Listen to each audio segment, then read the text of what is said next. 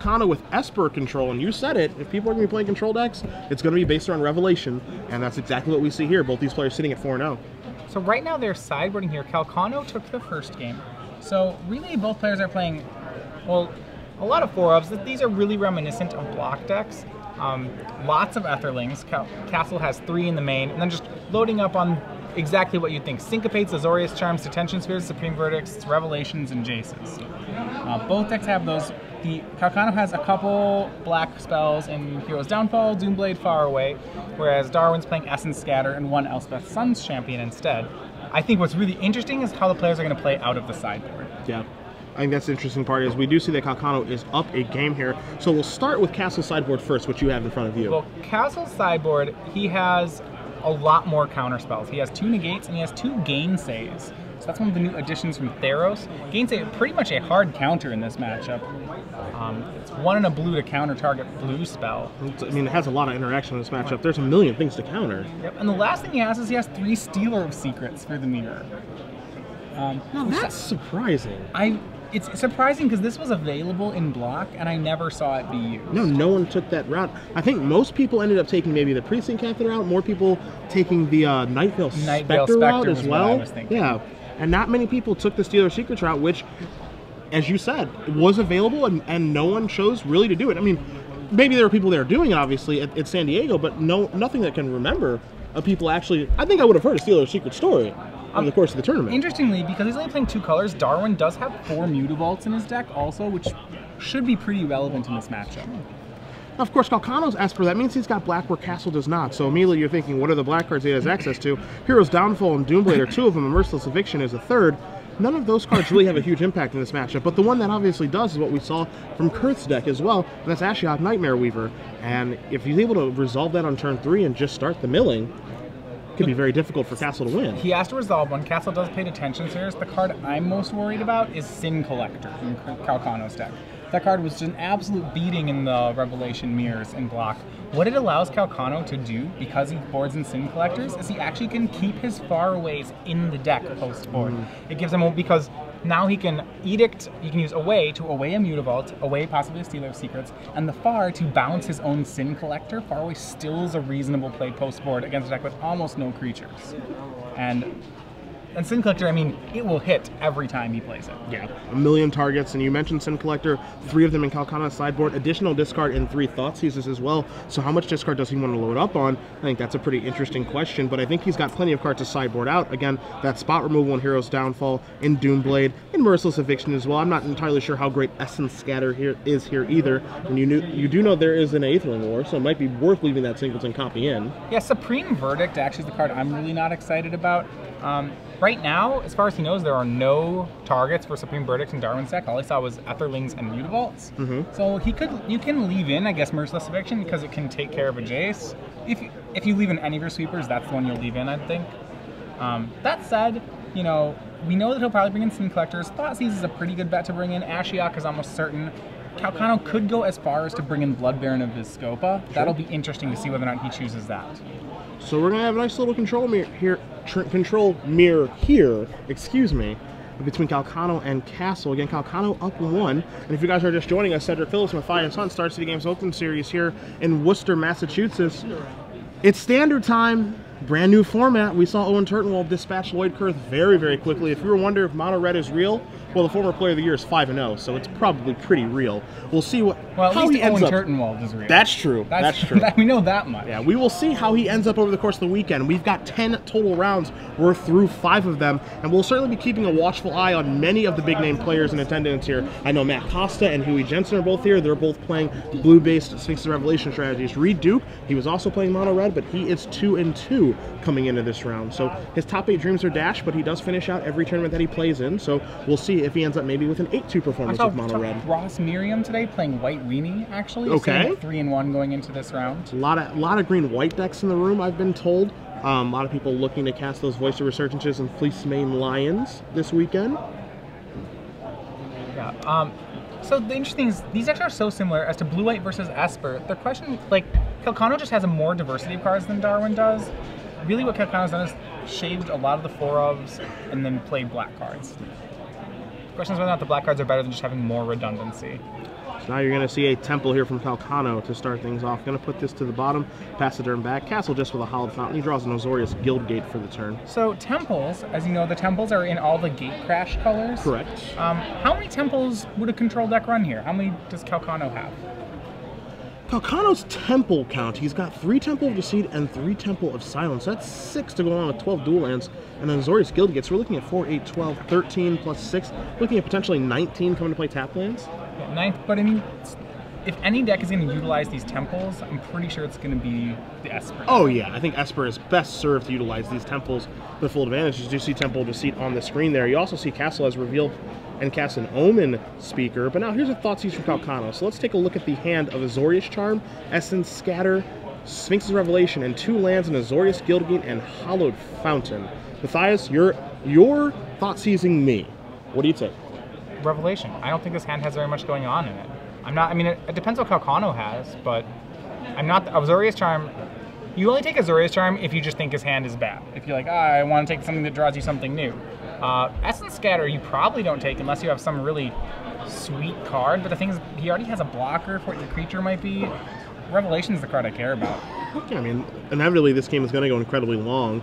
Now he's going to take Essence Scatter. Well, that's telling of what's in his hand. I smell a Sin Collector. How about you?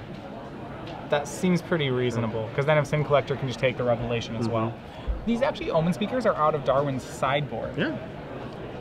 And now here's another one. So we're going to do a little more scrying action. He scryed the first, it looks like he scryed Omen Speaker to the top. Yeah. I'm a little wary here. So I know this seems like a replacement for Augur Bolus, but because it doesn't actually draw a card, you are actually just playing a 1/3. You're paying a card for a 1/3. Yeah. So the value you have to get off it, if you're a deck that cares about card selection, that seems fine to me. But if you're a deck that cares about card quantity, I do not like Omen Speaker. I am with you on that one. You see Omen Speaker on the screen. I think we're going to see a Sin Collector show up to the party here.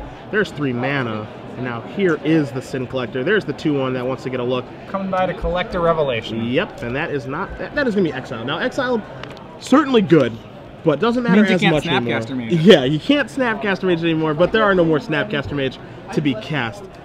You can't Reap Intellect it. There you go. But that would be Calcano would be Reap Intellect, not Reap Intellect, Psychic Intrusion it. Sure. I mean, that'd be Calcano, yeah, I'm making stuff up. But it's a card that interacts with the graveyard at least.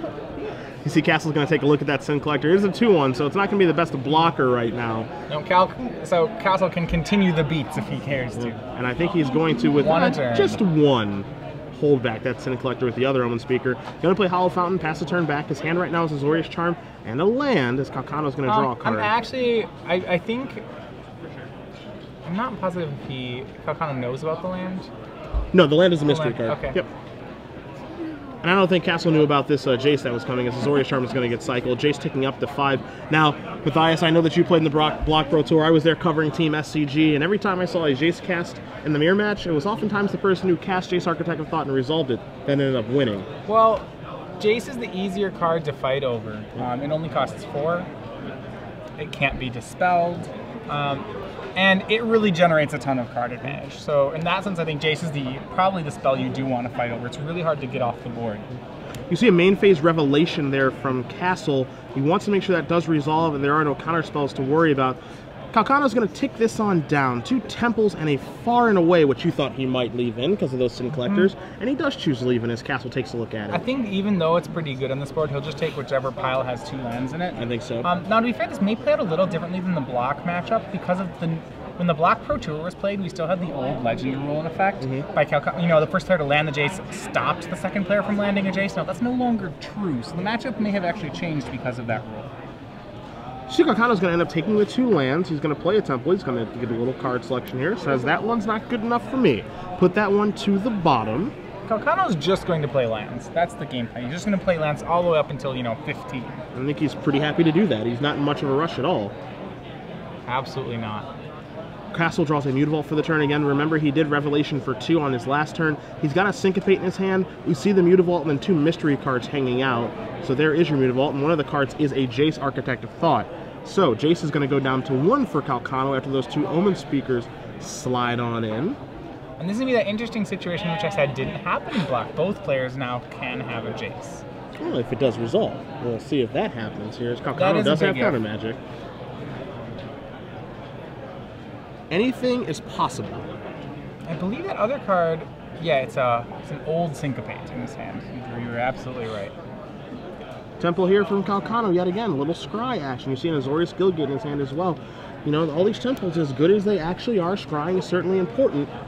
It does make it so that your aggro matchup is a little bit rough. Again, Calcano has 4, 8, 12, plus 6 is 18, 19 lands that can potentially come into play tapped against an aggressive deck. Well, in the control decks in block, you were already playing Guildgates, so it was pretty easy to upgrade them into temples. The mana, if you just play a bunch of basics, doesn't actually work for the deck. So Guildgates and temples are really, you know, he's playing the full complement of 12 shock lands, and that's really just the next best land you can play. So let's see here exactly what is going to happen as these turns progress, because I think step number one is you got to get that Jace off of the board, because that's a scary, scary card for Kastle. But Kastle also has a Jace of his own, so is it worth it to try to pick a fight here? I mean, you're looking at an opponent that has 6 untapped mana. Now, the temples are only kind of good in this mirror. Once again, I kind of want to just talk about Scry. Okay. Scry is a really great mechanic for card selection, but it's not a great mechanic for decks that are card quantity. And I think one of the defining things about these Esper decks is the reason why cards like Think Twice are really good in them was that they really just want every card. There's not, you know, there's no card you look at and say, oh, I don't need this. Yeah. You know, even if it's another land, yeah, you're really happy to have another land. Yeah, more lands means bigger revelations. That's just a Jace Architect of Thought from Kastle. It's going to resolve. Going to start off on 4 counters, and we'll see exactly where that's going to go here. In this matchup, more lands means more mana to pay for more counter spells. Yeah. Be able to pay for those Syncopates. Right. Which, oddly enough, Kastle has. He has Syncopate times 4 in his deck. You take a look at Calcano's deck list, he's only got 3. So the Jace is going to flip 2 lands and a Syncopate. If you're Darwin, which one he takes will be pretty telling for Calcano here. Like I said, normally in this matchup, you just take whichever pile has 2 cards in it. It actually is a card quantity matchup more than it is a card quality matchup. So if Darwin takes the Syncopate, what that will tell Calcano is that Darwin's really short on action. Yeah. You know, that maybe he didn't have a counter spell yet. So Syncopate will go to the bottom 2 lands, will go to Castle's grip. Now Calcano's going to start by untapping his lands, 6 lands in play. Does have a Detention Sphere in his hand, so he could see something here where Calcano goes, all right, Jace, -2, goes away, get my cards, do what I do, Detention Sphere your Jace, and move along. That's a potential play. He could Detention Sphere the Omen